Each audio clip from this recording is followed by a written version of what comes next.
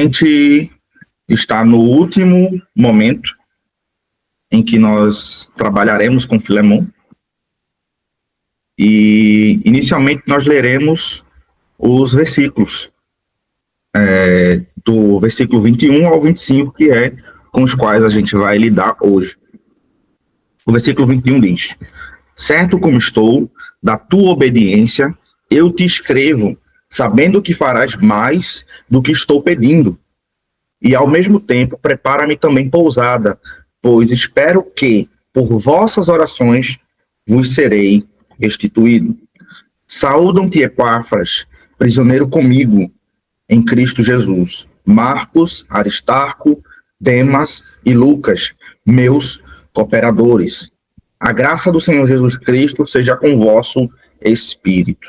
Então, esse é o texto que nós exporemos nesse dia. Amém? Façamos uma oração conjunta. Senhor, meu Deus, meu Pai, te somos gratos pela tua misericórdia, te somos gratos porque o Senhor nos alcançou com a tua maravilhosa graça, graça essa que é irresistível, que quebrantou o nosso coração e nos permite estarmos aqui, podendo falar das maravilhas do teu santo evangelho, Senhor. Meu Deus, que o nosso coração esteja aberto, disposto a não somente a aprender, mas também a relembrar as verdades da tua Sagrada Escritura, para que possamos efetivamente sermos praticantes desta tão maravilhosa palavra, Senhor. Que a tua vontade mova o nosso coração e que sejamos verdadeiros filhos na fé, Senhor, daquilo que é o verdadeiro evangelho, Senhor. Te clamamos por isso, em nome do teu Filho amado Jesus. Amém. Então, nós vamos iniciar relembrando pela última vez, digamos assim, a parte mais introdutória, as informações mais gerais da carta. Então, nós lembramos que o remetente, aquele que envia a carta, é o apóstolo Paulo. Então, o destinatário é Filemon, ainda que seja mencionado o seu filho, né, o Arquipo, seja mencionada a Áfia, a sua esposa, e seja mencionada a data e o local em que Paulo foi preso. A gente já falou disso, né? Paulo estava preso em Roma. Paulo estava no ano 62 depois de Cristo, e o propósito dessa carta era a reconciliação entre Filemon, né, e Onésimo. Então, tudo isso a gente já conversou sobre, e a nível de introdução, mas a gente vai dar sequência nesse sentido. E aí, ainda a nível de introdução, a gente já lidou com o fato de o apóstolo Paulo organizar a carta como uma carta comum, como ele faz em todas as suas cartas. Tem um momento de introdução, e aí passa a ter o corpo da carta, e de maneira geral a gente pode organizar em 4 momentos. A introdução e a saudação inicial, que nós lemos e comentamos, do versículo 4 ao 7, a ação de graças por Filemon, que Paulo faz. Do versículo 8 ao 20, é a petição de Paulo em favor de Onésimo, e do versículo 21 a 25, que nós lidaremos hoje, a conclusão e as saudações finais. E nós temos a cronologia, eu não vou utilizá-la agora, mas ela será interessante porque eu vou voltar a alguns eventos históricos para que a gente converse. Então, para a gente entrar diretamente no assunto, eu vou ler o versículo 21 para a gente já avançar. O versículo 21 diz: certo como estou da tua obediência, eu te escrevo, sabendo que farás mais do que estou pedindo. Isso conforme a Almeida Revista Atualizada. Aqui está o texto em grego, e o Hernandes Dias Lopes ele nos diz: nessa carta, Paulo solicita a Filemon mais do que simplesmente perdoar Onésimo. Pede que ele receba Onésimo como irmão, como vimos em versículos anteriores. Como irmão, o consenso quase unânime que Paulo rogou a Filemon para alforriar Onésimo. A tradição declara que Onésimo recebeu a sua libertação e mais tarde veio a ser bispo da igreja em Bereia. Bom, ainda que uma grande quantidade dos intérpretes da Sagrada Escritura, os teólogos, eles interpretem como Onésimo tendo sido liberto, como a mensagem de Paulo, quando ele diz aqui, certo como estou da tua obediência, eu te escrevo sabendo que farás mais do que estou pedindo. Esse mais do que estou pedindo seria o quê? Segundo Hernandes Dias Lopes, atrelando a fala dele a outros teólogos, ele se refere a uma alforria. Então, Paulo estaria implicitamente, claro que não é explícito, porque outros intérpretes talvez não digam isso diretamente, que ele queria uma alforria, mas ele indiretamente estaria falando de uma alforria. Então, como cristão, ele deveria receber Onésimo como irmão, que era em Cristo Jesus. Mas aí, quando Paulo menciona, farás mais do que estou pedindo, Paulo está pedindo o quê? Que Filemão receba Onésimo como irmão. Então, ele receberia essa pessoa, enquanto escravizada, mas receberia como irmão. Mas aí, esse recebimento não requeriria diretamente que ele fosse alforriado. Mas aí, fazer mais do que Paulo está pedindo seria o quê? Paulo pediu apenas que ele se reconciliasse, que não punisse Onésimo pelo erro que ele cometeu, o possível crime de furto que ele possa ter cometido. Mas a fuga de Onésimo, já seria motivo de punição. E o furto seria um motivo a mais de punição. Então, olhando para esse contexto, Onésimo, pela lei romana, deveria ser punido. Então, Paulo pede que Onésimo seja recebido como irmão e não receba punição. Mas aí, quando Paulo chega no versículo 21, ele diz que farás mais do que estou pedindo, um grande quantitativo de intérpretes entende que ele está pedindo que Onésimo seja alforriado, que ele receba a carta de alforria e ele deixe de ser escravo. E como o Hernandes Dias Lopes menciona, que a tradição, lembrando que isso não é a Bíblia quem diz, mas a tradição histórica diz que Onésimo sim foi libertado e que Onésimo sim tornou-se um ministro do evangelho, tornou-se um pastor, um bispo na igreja de Bereia. Então, é interessante pensar nisso quando a gente pensa no que Paulo está se referindo aqui, quando ele diz, farás mais do que estou pedindo. Então, Paulo ele não disse, alforrie Onésimo, mas ele está dizendo, olha, eu pedi que você recebesse ele, que não puna ele, porque o que ele estiver devendo, eu o pagarei. Mas, implicitamente, ele diz, olha, eu tenho certeza de que você fará mais do que eu estou pedindo. Ou seja, o que seria esse mais do que ele está pedindo? A alforria, segundo Hernandes Dias Lopes e esses teólogos, e a tradição da igreja, quando diz que ele foi certamente alforriado e que se tornou bispo na igreja de Bereia, a impressão que temos é de que sim, essa é a leitura mais adequada do texto, a respeito da alforria de Onésimo.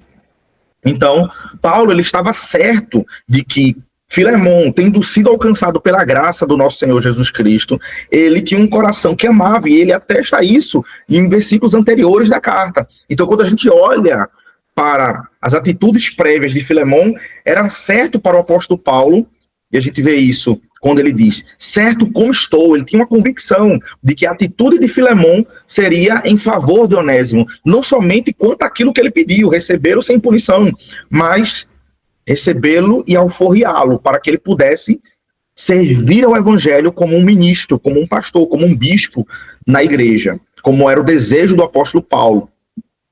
Então, nesse primeiro versículo, nós lidamos com isso, com a ideia de que o desejo de Paulo era que ele fosse perdoado, que ele fosse recebido, mas muito mais, que ele fosse alforriado, que ele deixasse de ser escravo e ele fosse recebido pela igreja agora somente como irmão, e não mais uma pessoa escravizada. Pode falar, Jefferson. Uma coisa interessante também desse versículo 21, né, que Paulo ele vai iniciar dizendo, certo como estou da tua obediência. Então é interessante de pensar que obediência é essa que Paulo está se referindo, né, obediência que Filemão poderia ter. É interessante a gente ver que não é somente obediência à autoridade de Paulo como um apóstolo, mas que o que Paulo está pedindo a ele é um ato totalmente verdadeiro com relação ao evangelho. Pois ele está lidando de uma maneira a considerar o seu próximo como alguém que você deve amar, que é o que o próprio Jesus, né, quando ele vai falar com relação aos mandamentos, ele define os mandamentos dessas duas formas, né, amar a Deus acima de todas as coisas e ao seu próximo como a ti mesmo. Então é interessante quando ele coloca certo de tua obediência, seria ao que a fala de Paulo está revelando o evangelho também com relação ao perdão, ao Onésimo e ao recebimento dele como um irmão em Cristo Jesus. Então é interessante que a gente pensar, né, que essa obediência não seria somente a ele como um apóstolo, a Paulo como um apóstolo, mas ao evangelho que ele estava pregando por meio desse pedido a ele, né, de recebimento e de perdão. É isso. Tanto é que quando o versículo 8 se inicia, ele não inicia dizendo que ordenará, mas ele vai pedir.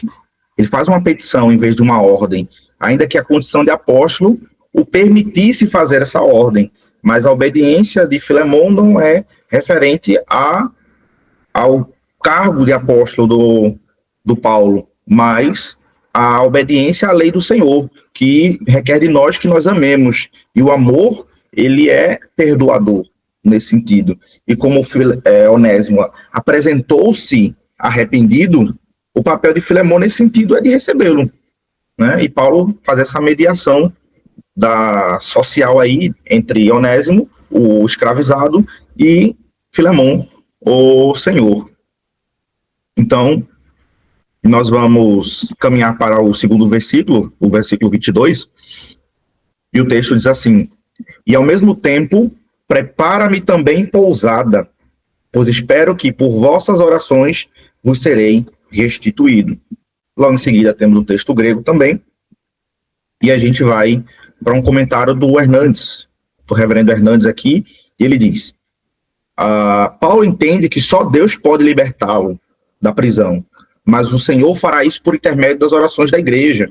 O altar está conectado ao trono. Quando a igreja ora, ela move o braço daquele que governa o mundo. Quando o homem trabalha, mas quando o homem ora, Deus trabalha. E é interessante que, antes de entrar diretamente no assunto que o Hernandes Dias Lopes aqui menciona, é interessante que a gente pense o seguinte: essa prisão de Paulo, a primeira prisão de Paulo em Roma, que ocorre do ano 61 ao 62, 63, nessa média entre esse período, mas Paulo está no ano 62, durante essa primeira prisão dele em Roma.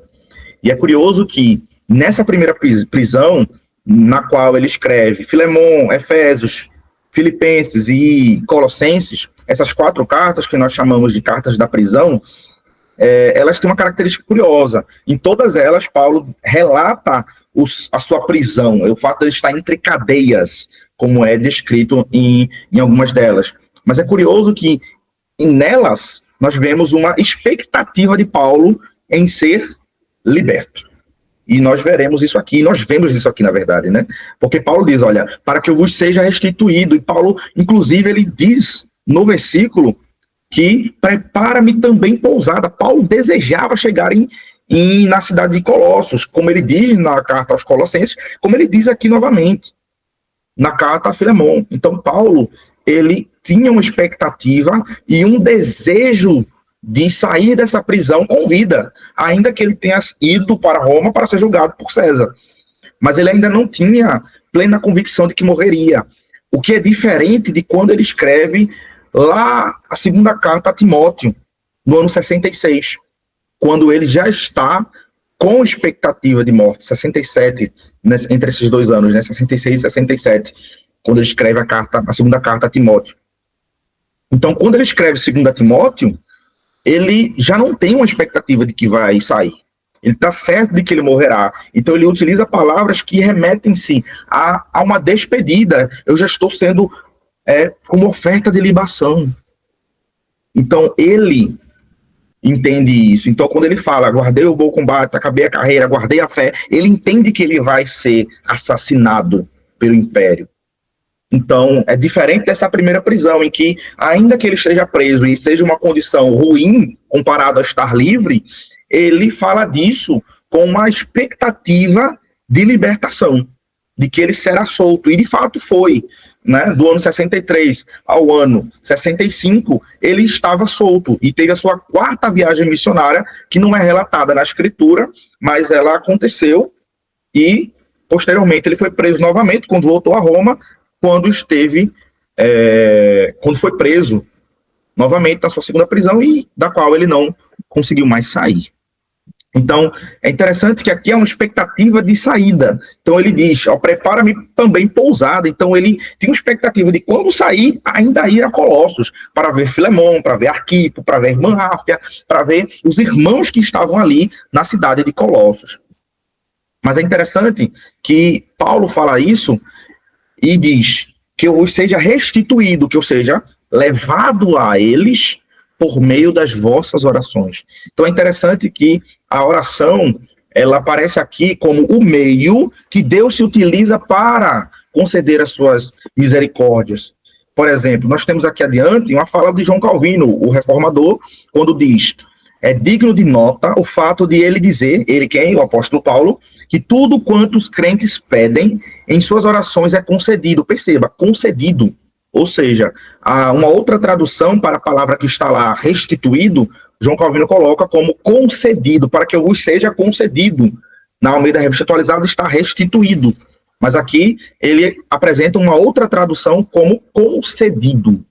À luz desse fato, inferimos que sempre que nossas orações obtêm êxito, elas não prevalecem por nossos méritos, porquanto o que nos é concedido mediante nossas orações provém da graça soberana de Deus. Então, percebam, ele nos concede.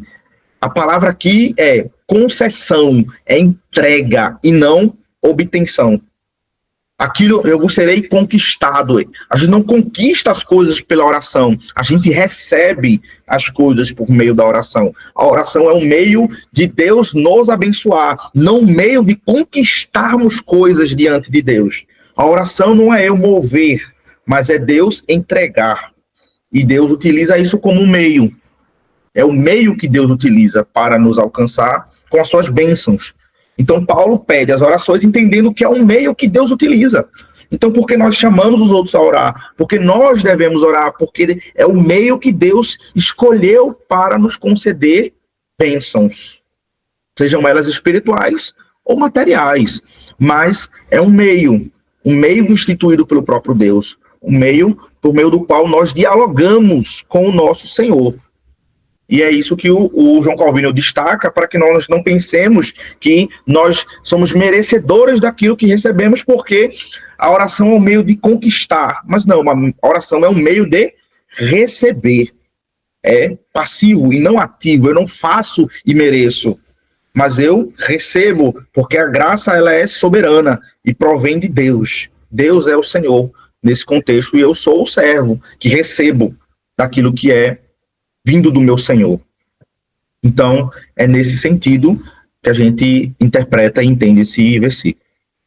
Mais adiante, nós vamos caminhar para falar, talvez, do que seja a parte mais longa da nossa exposição de hoje, que é o versículo 23 e o 24, quando o apóstolo Paulo vai mencionar alguns irmãos que são colaboradores com ele, mas não somente colaboradores com ele, mas estão lá em Roma com ele.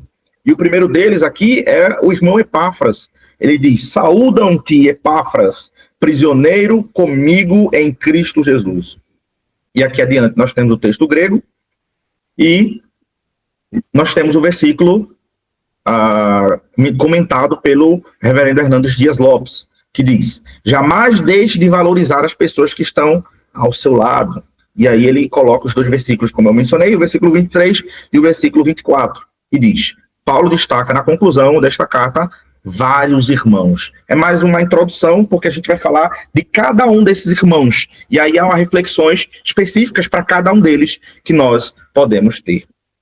O primeiro deles é Epáfras, e o versículo, como o trecho do versículo que nós comentaremos é esse: Epáfras, prisioneiro comigo em Cristo Jesus. É curioso que Epáfras, ele aparece também na carta aos Colossenses, ele aparece em Colossenses 1, versículo 7, e também Colossenses 4, versículo 12. Ele é um dos que é mencionado também na finalização da carta aos Colossenses, na parte da conclusão da carta aos Colossenses. Mas percebam, o Hernandes Dias Lopes, ele diz aqui: Paulo envia a Filemon as saudações de Epáfras, que estava preso com ele em Roma. O apóstolo destaca esse homem por sua dedicação a Cristo, a Paulo e ao Evangelho. Nas horas mais difíceis do apóstolo Paulo, Epáfras estava ao seu lado. Epáfras, ele sendo mencionado lá no versículo 7 do capítulo 1 de Colossenses e no versículo 12 do capítulo 4 também de Colossenses, ele é mencionado e dá-se a entender no versículo 7 da carta aos Colossenses que Epáfras foi o, digamos, fundador dessa igreja, né, em Colossos. Ele foi o evangelista inicial, foi o primeiro líder ali daquela comunidade, já que nos é sabido que Paulo não foi o desbravador das terras de Colossos. Ele conheceu Filemon em outro local que não em Colossos. Mas Epáfras, muito provavelmente, foi a pessoa que evangelizou e plantou aquela igreja ali em Colossos. Então, ele é mencionado como alguém que ensinou a igreja de Colossos. Então, quando Paulo fala lá no versículo 7, ele diz, aquilo que aprendeu de Epáfras. Ou seja, Epáfras foi um líder inicial da igreja de Colossos, e ele sendo mencionado e estando com Paulo, é interessante, porque há uma ligação pessoal do Epáfras com a cidade de Colossos. Por isso que ele é mencionado aqui, e também é mencionado lá na carta aos Colossenses.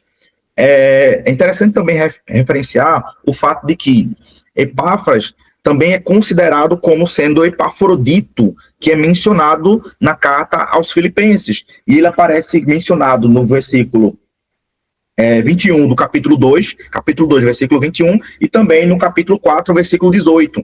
E é curioso porque Colossenses, junto com Efésios, junto com Filemon, essas três cartas da prisão, como a gente já tem falado, elas foram escritas no ano 62. É um consenso que temos. Mas Filipenses foi escrita no ano 63. É também uma noção mais consensual de que Filipenses foi escrita posterior à escrita dessas três primeiras, Colossenses, Efésios e Filemon. E Filemon e Colossenses muito próximas. Apesar que as três elas têm uma proximidade muito, muito grande. Ainda que haja discussões de quais foram escritas primeiros dentre essas três. Mas percebam, quando a gente vai para Filipenses, Epafrodito, quando ele é mencionado como alguém que foi enviado para a igreja de Filipos. Então, Epafrodito, no ano 63, já não estava mais preso, diferentemente do ano 62, em que ele estava preso com o apóstolo Paulo. Então, o Epáfras, ele passou aquele ano de 62 preso com o apóstolo Paulo, mas ele foi liberto, enquanto o apóstolo Paulo só foi liberto durante o ano 63, após a saída de Epáfras. Obviamente, já que ele fala na carta aos Filipenses que ele ainda está em cadeias, ainda está preso. Então, é interessante pensar nesse modo, e Epáfras, ele é visto aqui e é mencionado pelo Hernandes Dias Lopes como um companheiro. E Paulo vai colocar mais para frente uma palavra específica, com a qual a gente vai lidar, que é cooperadores, que é a mesma palavra no grego, que é traduzida lá no início do versículo 1 por colaborador, nosso colaborador, para se referir a Filemon. Mas vamos adiante. E aqui nós temos o versículo 24, que trata de alguns irmãos do apóstolo Paulo. Aqui temos Marcos, aqui nós temos Aristarco, Demas e Lucas, meus cooperadores. Aqui a palavra grega que aparece, é importante que a gente veja, dessa vez eu lerei o texto grego, tá? Marcos, Aristarcos, Demas, Lucas, Roi, Sunergoi, Mu. Sunergoi. Aqui é o plural, percebam, do mesmo substantivo que aparece lá no versículo 1, se referindo a Filemon, que é Sunergos. Sunergos, que foi traduzido no versículo 1 por colaborador, é utilizada aqui agora como cooperadores, traduzido no português pela Almeida Revista Atualizada. Então perceba, a tradução é intercambiável, colaborador, cooperador, geralmente são traduções da mesma palavra, Sunergos no singular e Sunergoi aqui no plural, já que Sunergos lá é o Filemon, que é singular, e aqui Sunergoi, que é plural porque se refere a esses irmãos. E percebam que não se refere somente a Marcos, Aristarcos, Demas e Lucas, mas Epáfras também é sunergos, é colaborador, é cooperador. E isso nos leva a pensar em algumas coisas. Por exemplo, lá na primeira exposição, nós falamos que a opinião de João Calvino era de que sunergos era mais apropriadamente referida a pastores. Então, era o argumento que Paulo utilizava, que João Calvino utilizava para destacar o fato de que Filemon possivelmente é um pastor, que não era a opinião do Hernandes Dias Lopes no seu comentário. No comentário dele, ele entende que sunergos não é se referindo necessariamente ao fato de que o Filemon fosse um pastor. Porque se olharmos aqui de maneira geral, vamos pensar que Marcos, Aristarcos, Demas e Lucas, todos são pastores? É provável que não. Então a ideia de sunergos pode indicar um pastor? Sim, porque se alguém é um cooperador, ele pode ser um pastor. Ele coopera de que forma? Ele colabora de que forma? Sendo um pastor, um ministro do evangelho. Mas não necessariamente ele seria um pastor, já que sunergos dá a ideia de alguém que colabora, alguém que coopera, e não necessariamente alguém que é um pastor, ainda que fosse a opinião direta do reformador João Calvino. Então, fica aquela ideia de que é provável, mas não necessariamente. Então, esses irmãos não necessariamente eram pastores, ainda que haja essa possibilidade, né, de que esses sunergos, esses cooperadores, esses colaboradores fossem pastores, tá? Mas vamos entrar diretamente em Marcos. Então, é interessante a gente observar que Marcos talvez seja o que a gente mais vai detalhar especificamente mais adiante. Então, aqui nós temos o Hernandes Dias Lopes mencionando a respeito do João Marcos. Ele diz: João Marcos estava com Paulo, e ele menciona Colossenses capítulo 4, versículo 10. Era o rapaz que o abandonara na primeira viagem missionária. E ele menciona Atos capítulo 12, versículo 12 e o 25. O capítulo 15, o 36 e o versículo 41. Paulo havia perdoado a Marcos e era grato pelo seu ministério fiel. E ele menciona 2 Timóteo capítulo 4, versículo 11. Esse Marcos é o primo de Filemon, de Barnabé, e escritor do segundo evangelho. Aqui, o reverendo Hernandes Dias Lopes, ele menciona o fato de que o Marcos, ele tem uma história para ser mencionada, e eu queria compartilhá-la com vocês.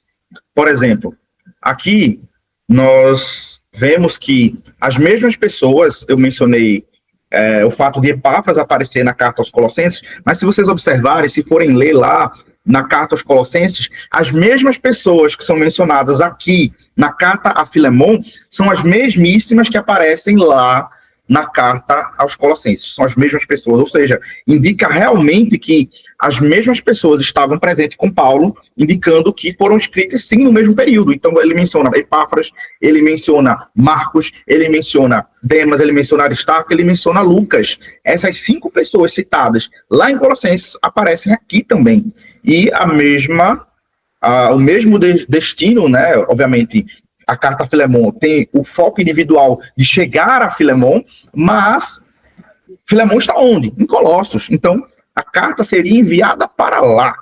Então, é curioso que isso aconteça. E, inclusive, o Onésimo é mencionado lá em Colossenses também, como alguém que seria enviado para Colossos. Então, vamos iniciar conversando sobre João Marcos pelo seguinte. É curioso porque em Atos 12, e eu vou abrir aqui o texto bíblico para a gente conversar a respeito. Se olharmos alguns versículos, nós vemos que o versículo 12, ele menciona que Marcos, ele era um judeu. Não só ele era um judeu, como a casa dele era em Jerusalém.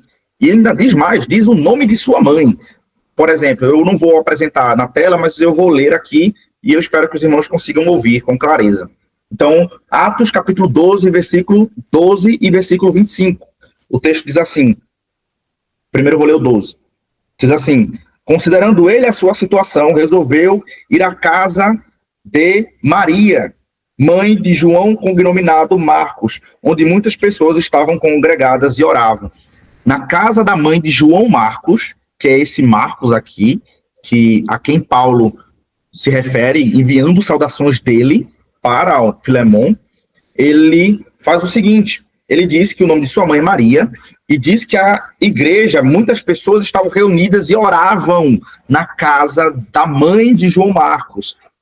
Mas oravam pelo quê? Se você for para o contexto de Atos 12, você verá que eles estavam orando pela soltura de Pedro, que havia sido preso. E estava preso. Aquela velha história que a gente já conhece, de que Pedro foi preso após a morte do apóstolo Tiago, e ele estava ali para morrer. Só que um anjo aparece a ele, abre-lhe as cadeias, ele sai e ele volta. E aparece, e a jovem Rode olha e não percebe que é... Aliás, ela percebe, a Rode percebe, mas ela tenta comunicar aos irmãos que estavam orando, mas os irmãos não conseguem ter o discernimento de que Deus havia respondido às suas orações. Vejam, a casa que estava ali era a casa de João Marcos, especificamente a casa de sua mãe. Mas perceba, há aí algo interessante de ser mencionado para a gente poder refletir mais. Percebam, a casa era a casa da mãe de João Marcos. Então, curiosamente, se Pedro se dirigiu à casa de João Marcos, à casa da mãe dele, e os irmãos se reuniram na casa de João Marcos, há uma relação entre João Marcos e o apóstolo Pedro, inicialmente. Então você percebe que Pedro conhecia João Marcos porque ele conhecia sua mãe, e vai para a casa onde João Marcos morava junto com sua mãe, o que é bem provável. Então, é o que diz o versículo 12, onde ele morava, e a gente pode inferir essa conexão entre João Marcos e o apóstolo Pedro. Vai fazer mais sentido mais para frente quando eu mencionar. Mas vamos seguir. O versículo 25 diz o seguinte: Barnabé e Saulo, cumprida a sua missão, voltaram de Jerusalém, levando consigo a João, apelidado Marcos. Então veja, eles estavam em Jerusalém, Barnabé e Paulo iam para Antioquia da Síria, onde eles iniciariam um processo de preparação, para a sua primeira viagem missionária. Paulo passou um tempo em Antioquia da Síria, onde ele seria enviado como missionário por meio do Espírito Santo. Mas vejam, ele diz que eles levaram para Antioquia quem? João Marcos.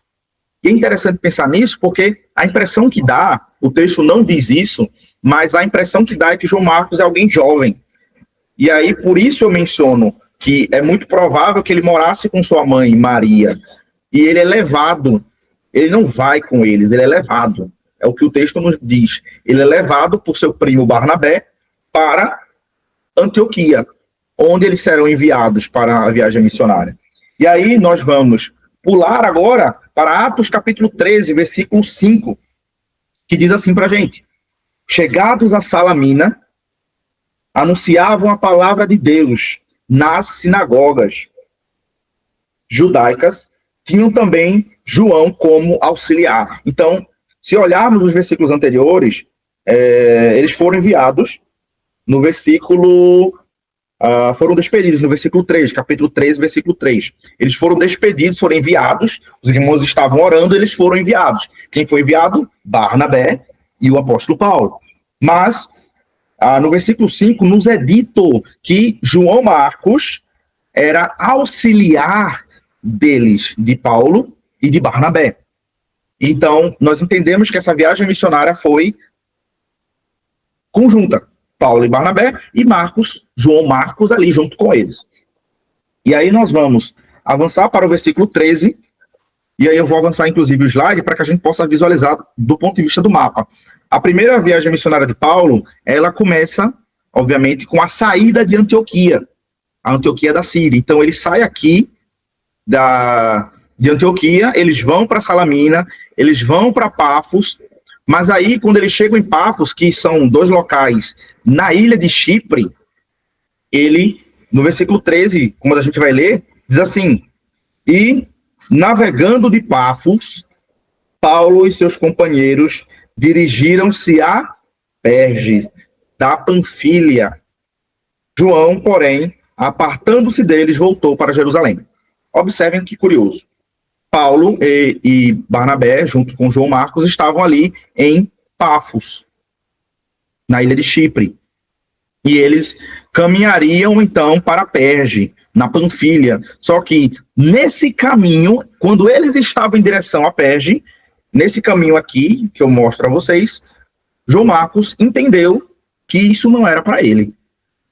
Coisas que ele viu, o caminho, a dificuldade da obra missionária, talvez afastou e foi pesada demais para a mente do jovem. Então ele volta para Jerusalém, de onde ele havia saído. Lembrando, ele estava em Antioquia, ele não voltou para Antioquia, ele voltou para Jerusalém, onde ele poderia encontrar sua mãe, encontrar seus familiares, encontrar o local onde ele morava inicialmente. Ele voltou para Jerusalém. E aí é isso que nos é dito aqui no versículo 5 do capítulo 13 de Atos. Então, é como a gente pode observar aqui, Paulo continuou a sua viagem missionária, ele foi para Listra, Derbe e todo esse caminho, e João Marcos já não estava mais com eles. Então, a gente vai agora, por exemplo, para o versículo 36 a 41, de Atos agora não 13, mas o capítulo 15. Vamos para Atos capítulo 15, que nos dizem algo sobre a relação de Paulo agora com Marcos. Então, versículos 36 a 41. O texto nos diz assim: alguns dias depois, isso após a primeira viagem missionária de Paulo, Paulo foi a Jerusalém, no capítulo 15, para o primeiro concílio em Jerusalém. Tudo isso já aconteceu. Agora ele está com Barnabé dialogando a respeito da terceira, não, já adiantei, da segunda viagem missionária. Então, Paulo está conversando com Barnabé sobre a segunda viagem missionária. E aí entra o texto aqui que nós estamos lendo. O texto diz assim: alguns dias depois, disse Paulo a Barnabé, voltemos agora para visitar os irmãos por todas as cidades nas quais anunciamos a palavra do Senhor, para ver como passam. E Barnabé diz, e Barnabé queria levar também João chamado Marcos, mas Paulo não achava justo levarem aquele que se afastara desde a Panfilha, não os acompanhando no trabalho. Houve entre eles tal desavença que vieram a separar-se. Então Barnabé, levando consigo a Marcos, navegou para Chipre. Mas Paulo, tendo escolhido a Silas, partiu encomendado pelos irmãos à graça do Senhor, e passou pela Síria e Cilícia, confirmando as igrejas. Então, Paulo queria ir visitar as igrejas da primeira viagem, essas que vocês veem aqui no mapa. Mas Barnabé tinha um desejo, levar o seu primo consigo, João Marcos.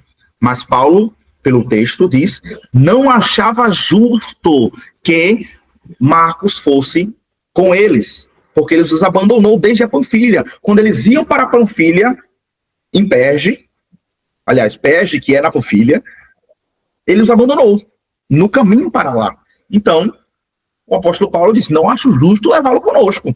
Ele nos abandonou, ele se afastou e voltou para Jerusalém. E como eles estavam em Jerusalém, porque a reunião, o concílio foi em Jerusalém, obviamente quem estava lá? Marcos, porque ele voltou para Jerusalém. Então o desejo de Barnabé era levá-lo consigo também.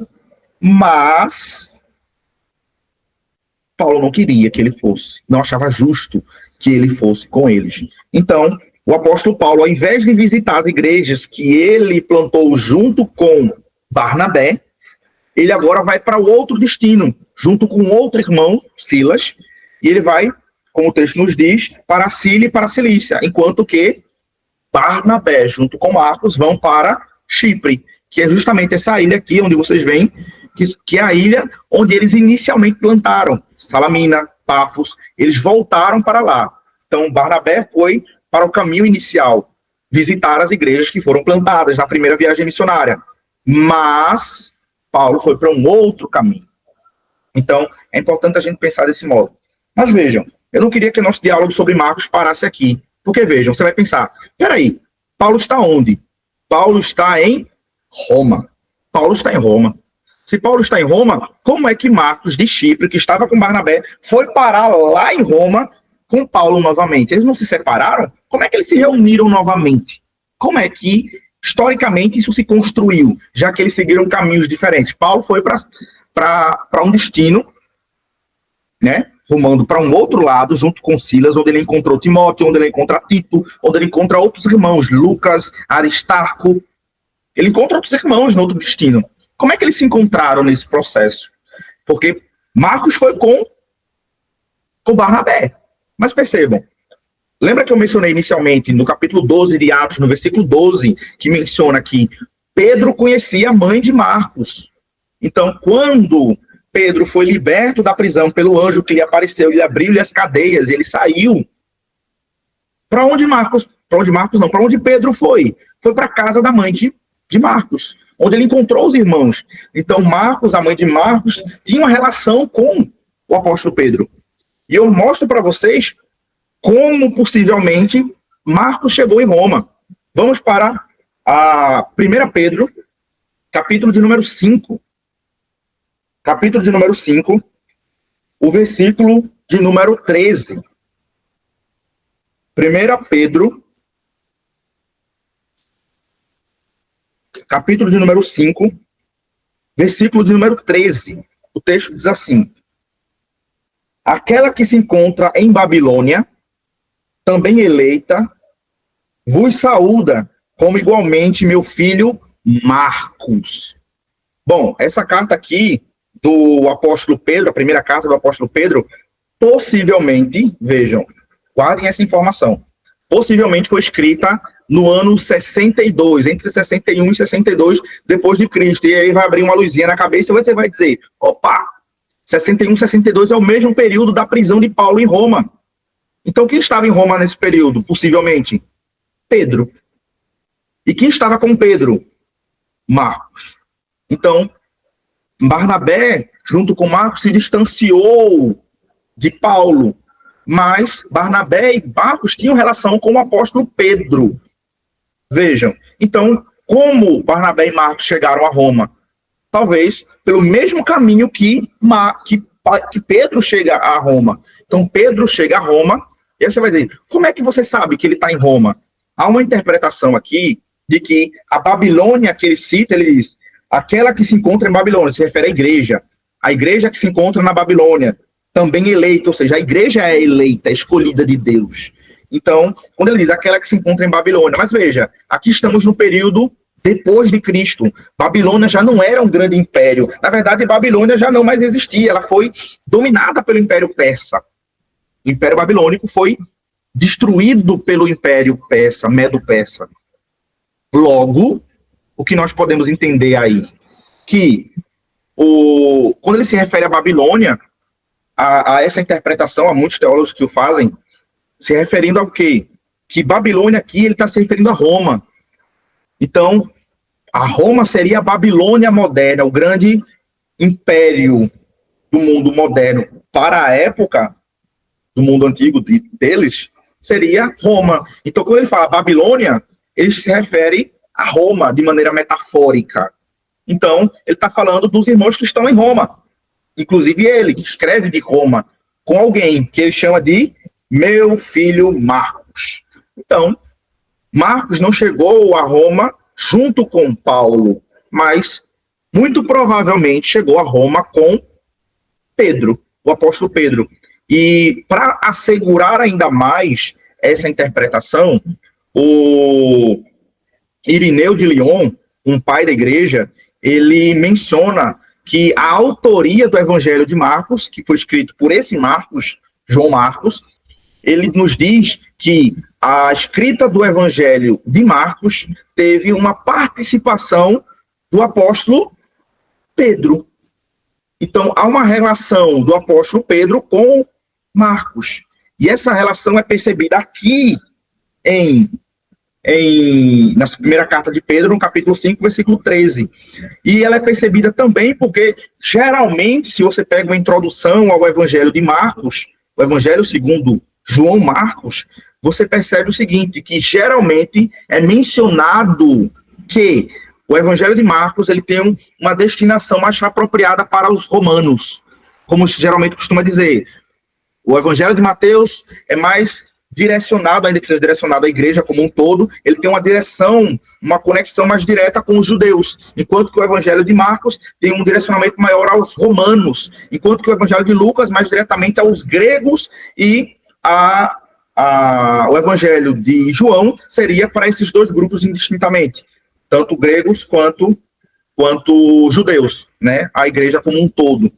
Então, se a gente considerar que o Evangelho de Marcos tem um direcionamento mais apropriado para os romanos, que Babilônia aqui no texto de Pedro se refere a Roma, e que Marcos estava nessa Babilônia, nessa Roma, com Pedro, e a carta de Pedro foi escrita entre o ano 61 e 62, nós percebemos que Pedro está em Roma no mesmo período em que Paulo está preso em Roma. Só que, claro, Pedro não está preso. Quem está preso aqui é Paulo. Paulo está preso na prisão domiciliar, Pedro não.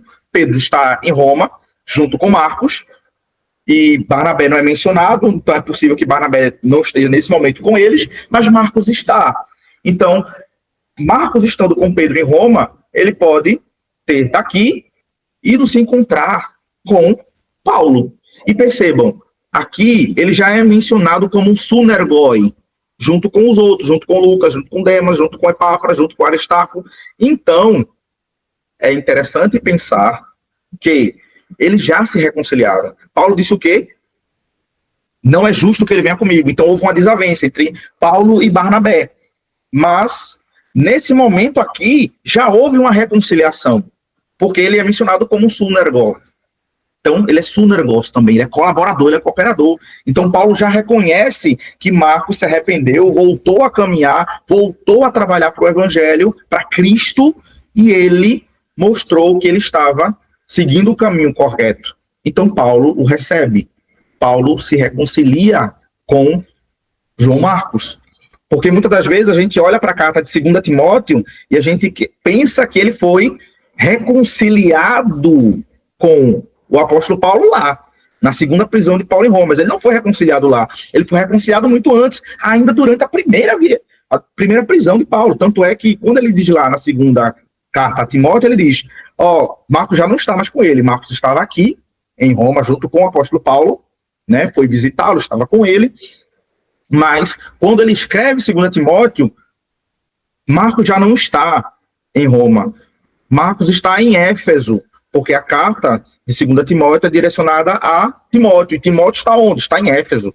Então Marcos está em Éfeso. Então, nesse período aí, Marcos ficou junto com Timóteo, junto com os irmãos lá em Éfeso, onde está, para onde está sendo dirigida a segunda carta de Timóteo.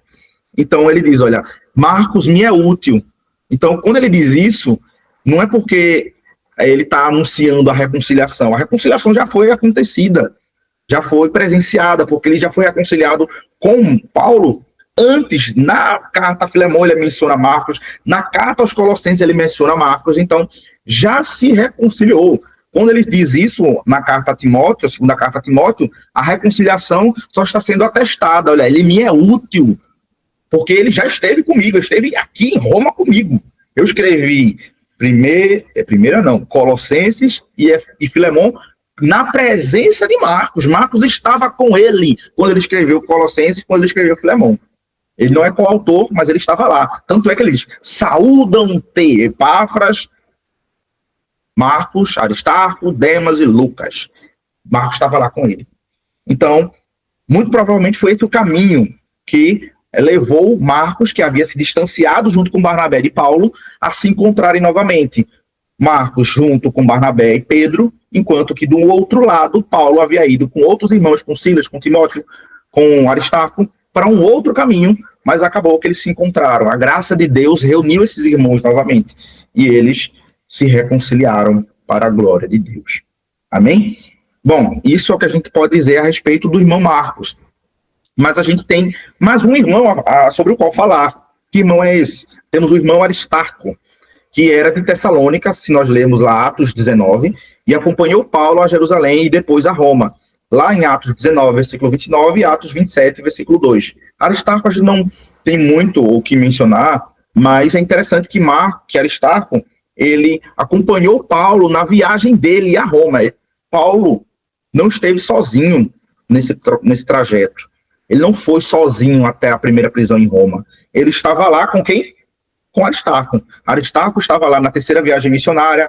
É mencionado Lucas com ele também. Lucas e Aristarco estavam ali com Paulo.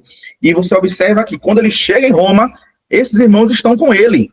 Então você vê lá em Atos 27, é o finalzinho do livro de Atos, do livro histórico de Atos. Então quando ele olha, tá lá Aristarco com Paulo, tá lá Lucas com Paulo, irmãos que estavam com ele durante a terceira viagem missionária, mas que também chegaram com ele em Roma, para mostrar que ele não estava sozinho, tinha-se irmãos com ele. Então Aristarco é um desses irmãos que estão com o apóstolo Paulo ali, na prisão em Roma. Lembrando que o único que está preso é Epáfras. Eles estão em Roma, visitando na prisão domiciliar, mas eles não estão presos. O único que é mencionado estando preso é Epáfras, que, como mencionamos, ele seria solto no ano seguinte. Ainda não sabemos por quê, né? Mas aí a ideia é que ele foi solto, já que Epáfras seria esse Epafrodito que é mencionado em Filipenses. Mas sim, uma outra pessoa que é mencionada é Demas. E Demas aqui, conforme o comentário do Hernandes Dias Lopes, ele diz: Demas é mencionado 3 vezes nas cartas de Paulo. Ele é citado em Filemão aqui, né, Demas e Lucas, meus cooperadores. Então ele é também citado como um sunergoi, junto com todos os outros, ele é sunergos. Então Demas é um colaborador, é um cooperador, junto com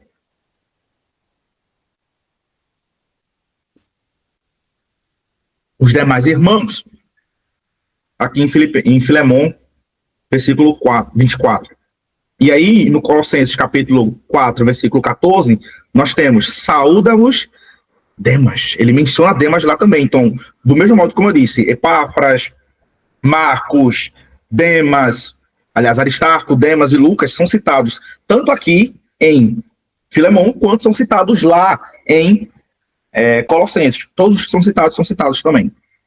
Então ele diz: mas em 2 Timóteo nós temos, que é, como eu disse, no ano 66, escrita no ano 66 e 67, entre esses anos, nós temos: porque Demas, tendo amado o presente século, me abandonou. Né? 2 Timóteo capítulo 4, versículo 10. João Marcos falhou, mas foi restaurado. Demas parecia ir bem, mas caiu. É curioso porque por mais que a gente não possa saber o destino final de Demas, mas é muito pesado o assunto quando nós lemos que o verbo que o apóstolo Paulo utiliza para se referir a Demas é amado. Então ele amou o presente século. Obviamente ele não está falando isso no momento atual. Então quando Paulo está em Roma, ele olha para Demas e ele entende um colaborador, ele entende um sunergos, um colaborador, tanto quanto Aristarco, quanto Lucas, quanto Marcos, quanto Epáfras. Então Demas está ali no meio. O mesmo adjetivo que é utilizado para se referir aos outros 4 irmãos é utilizado como Demas. Então, a gente não tem a descrição de quando Demas começou a caminhar com o apóstolo Paulo, não temos qual foi a trajetória de Demas para chegar aí. Demas é mencionado somente aí, em Colossenses, Filemão e em 2 Timóteo. Mas é curioso que, mesmo ele sendo citado entre os irmãos, ele caiu numa falha gravíssima. Ele amou o presente século, então ele desejou as coisas desse mundo muito mais do que ele desejou as coisas do reino. Então, é importante que a gente pense que nem todo mundo que está conosco, que colabora na igreja, que trabalha com as coisas do reino, que é missionário, que é um pastor, ele verdadeiramente foi transformado. Então, é muito importante a gente olhar para o nosso coração e perceber o motivo pelo qual as pessoas fazem o que fazem. Ok? Demas esteve com o apóstolo Paulo. Demas foi chamado de sunergos, colaborador. Mas, no momento de maior dificuldade, já era um momento de dificuldade, ele estava preso. Mas no momento em que Paulo foi preso novamente, Demas olhou as coisas do mundo, as coisas do século, daquele século, e ele amou. É o verbo que é utilizado, amar. Ele amou aquele mundo, as coisas do mundo. E ele deixou o apóstolo Paulo.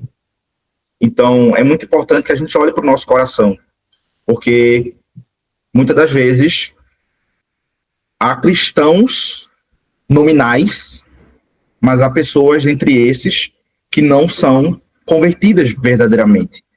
É como a parábola do joio e do trigo. O joio parece muito com o trigo, e se você olhar indistintamente, parecem a mesma coisa. Mas no grande dia haverá uma separação entre o joio e o trigo. O joio irá para o celeiro, mas o joio irá para o celeiro, não.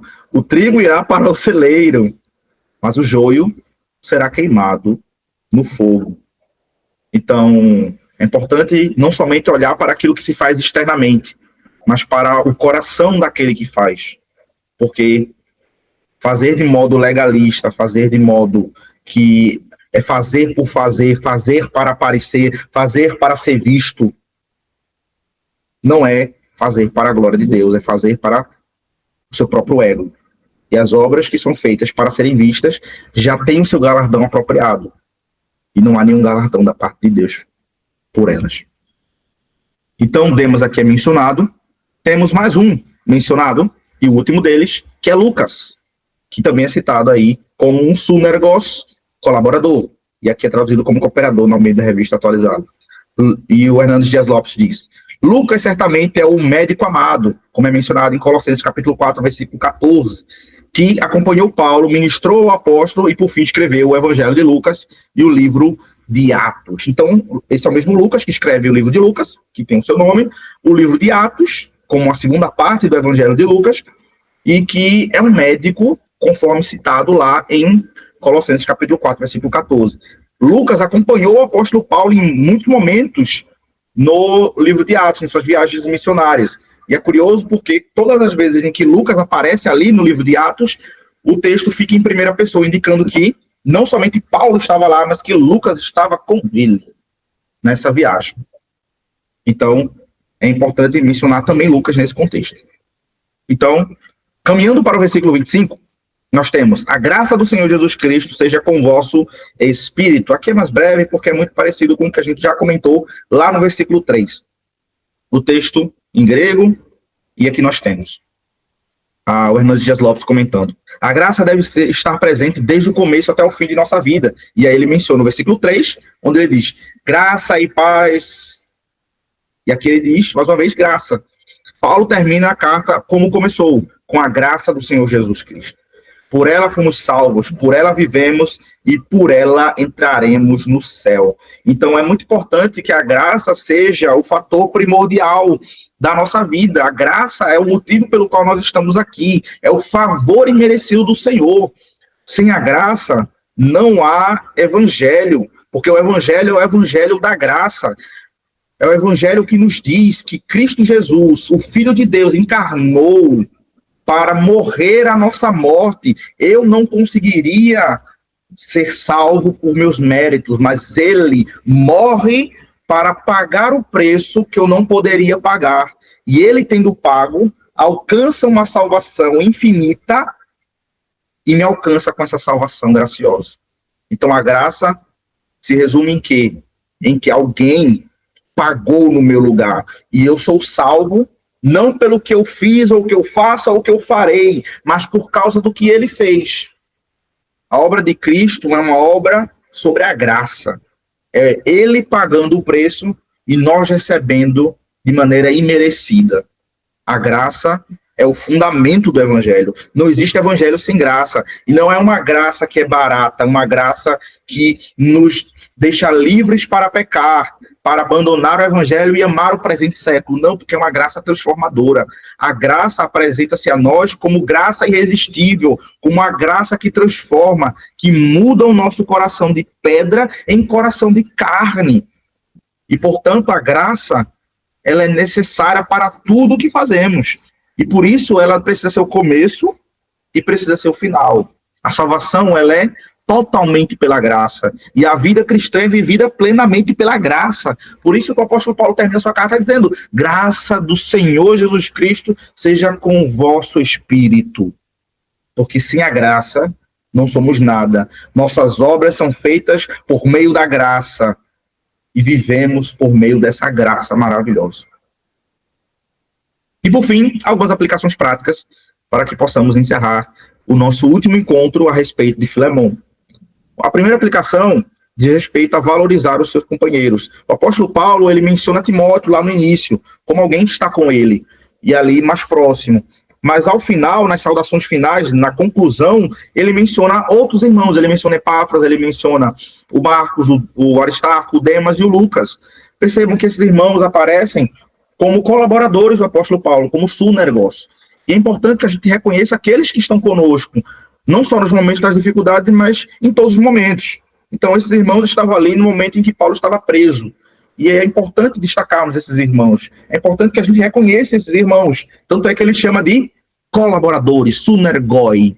Esses irmãos estão comigo. E eu vou citá-los. Então, ele manda saudações a vocês. No caso, especificamente a Filemon, que está recebendo essa carta. Então, é importante que a gente reconheça os irmãos que estão conosco, valorizar essas pessoas que estão conosco no contexto da diversidade.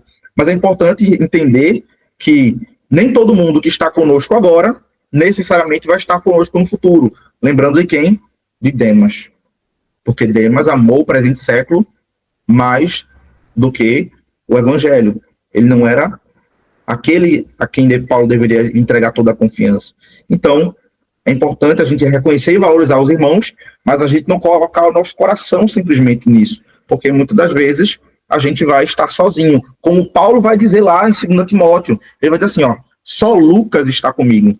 Em alguns momentos, Deus vai nos agraciar com muitos irmãos. Olha quantos irmãos estavam com Paulo na primeira prisão, mas olha quantos irmãos ficaram na segunda viagem missionária. Não quer dizer que Epáfras se desviou, não quer dizer que Aristarco se desviou, que Marcos se desviou, que Lucas se desviou. Lucas estava com ele, na verdade, né? Marcos foi para Éfeso, outros irmãos foram para outros locais. Só Demas amou o presente século e abandonou Paulo no sentido de abandonar a missão. Mas outros irmãos estavam em outra missão. Então, Deus nos agracia com os irmãos presentes e devemos valorizar a presença deles, porque em alguns momentos eles não vão estar conosco, seja por abandonar o evangelho, como foi o caso de Demas, ou porque eles vão ter coisas a fazer pelo evangelho e não estarão conosco, a ponto de Paulo dizer, só Lucas está comigo. Então é importante a gente valorizar esses irmãos quando eles estiverem conosco, porque é uma dádiva do Senhor, é graça quando tivermos irmãos conosco. E o Senhor vai ter algo a nos dizer também quando eles não estiverem, mas é importante que a gente valorize quando eles estiverem conosco. E segundo, ore ao Senhor pelos irmãos. O apóstolo Paulo, ele menciona que ele seria concedido a Filemon, a Arquipa, aos irmãos em Colossos, por meio das orações. E é importante que a gente ore pelos irmãos. Como eu disse, a oração é o meio pelo qual o Senhor concede suas bênçãos. Então, que a gente ore, não somente por nós, mas pelos irmãos. Paulo estava considerando que os irmãos, junto com Filemon, orariam por ele, para que ele fosse restituído a eles, para que ele fosse concedido a eles. Então, se a oração a que Paulo se refere é a oração deles, presumia-se que eles estavam orando, ou que eles orariam por ele. Então, é necessário que a gente ore pelos nossos irmãos, ore pelos nossos pastores, pelos nossos líderes, pelos nossos irmãos, pela igreja como um todo. Oremos uns pelos outros, não é? Como a Sagrada Escritura nos convoca a fazer. Sim. Terceiro, seja um cooperador. Assim como no início, Filemon foi citado como um sunergos, um colaborador, aqui nós vemos outras pessoas chamadas de sunergos, pessoas que colaboram, que compartilham da grande tarefa de trabalhar pelo evangelho, seja evangelizando, seja cuidando dos irmãos na igreja local. Então, sejamos cooperadores, sejamos sunergos, assim como esses irmãos o eram, né? Não como Demas, mas como os demais irmãos, em geral. Né? Não como alguém que vai abandonar o evangelho no futuro, mas como alguém que está com Paulo no final, como Lucas, como Marcos, que é chamado de útil, no Evangelho. E, por fim, anuncia a graça de Cristo, como foi o último versículo, o versículo 25 que lemos. Então, anuncia a graça de Cristo. A graça de Cristo, ela deve ser desejada para os irmãos indistintamente. A graça de Cristo seja com o vosso espírito. Deseje a graça, anuncie a graça. A graça é o motivo pelo qual nós estamos aqui. Estamos de pé pela graça, estamos caminhando pela graça, é misericórdia divina, é o favor imerecido do Senhor que nos alcançou e nos mantém de pé. Sem isso, não permaneceríamos, e só permaneceremos porque a graça, de fato, nos mantém de pé e nos fará chegar até o final. É sobre isso. Bom, meus irmãos, nós chegamos ao final. Eu vou pedir que a irmã Cristina, por favor, a senhora pode orar para a gente encerrar esse encontro? Amém. Oremos. Senhor, Deus grande e maravilhoso, te agradecemos, Senhor, por mais esse estudo online, Pai. Te agradecendo por cada um aqui presente, Pai, online, a quem também não pôde estar, Pai. Que nós possamos, Senhor, sempre estar estudando, sempre estar te buscando pela tua graça, Senhor. O Senhor venha nos usar, nos capacitar e aprender cada vez mais da tua palavra. Abençoa também, Senhor, o teu servo Felipe, o que trouxe esse estudo, Pai, que foi maravilhoso para nosso aprendizado, que a gente venha aprender uns com o outro e cada vez mais estar te buscando, Pai, te agradecendo, e possamos estar aqui, Pai, reunido online, reunido em casa, e na tua casa também, Pai, na igreja, que nós possamos estar sempre te buscando, e o Senhor possa sempre estar nos capacitando. Abençoa cada um de nós, Senhor, e desde já eu te agradeço, em nome de Jesus. Amém.